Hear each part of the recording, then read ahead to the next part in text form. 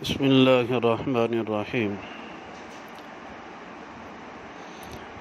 ان الحمد للہ وان العظمۃ للہ وان الکبریاء للہ والصلاة والسلام علی خاتم رسول اللہ اما بعد۔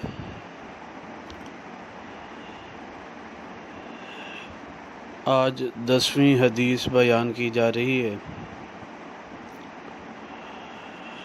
عقیدہ ختم نبوت کے بارے میں 200 احادیث مبارکہ کا سلسلہ ایک وائس میسیج کی صورت میں مدلل طور پر بیان کیا جا رہا ہے۔ آج کی حدیث مبارکہ سنن ابی داود میں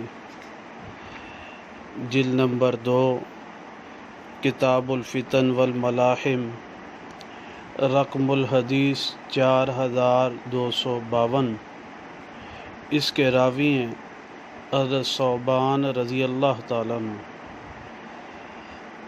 کہ رسول اللہ صلی اللہ علیہ وسلم نے فرمایا، طویل حدیث مبارکہ ہے، اس کے آخر میں آپ علیہ الصلاۃ والسلام نے فرمایا وَإِنَّهُ سَيَكُونُ فِي أُمَّتِي کذابون ثلاثون، ان قریب میری امت میں ہوں گے 30 جھوٹے جہر، کلہم یزعم، ہر ایک ان میں سے دعویٰ کرے گا، انہ نبی، کہ بے شک وہ نبی ہے، وَأَنَا خَاتَمُ النَّبِيِّينَ لَا نَبِيَّ بَعْدِي، اور میں خاتم النبیین ہوں، میرے بعد کوئی نبی نہیں رہا۔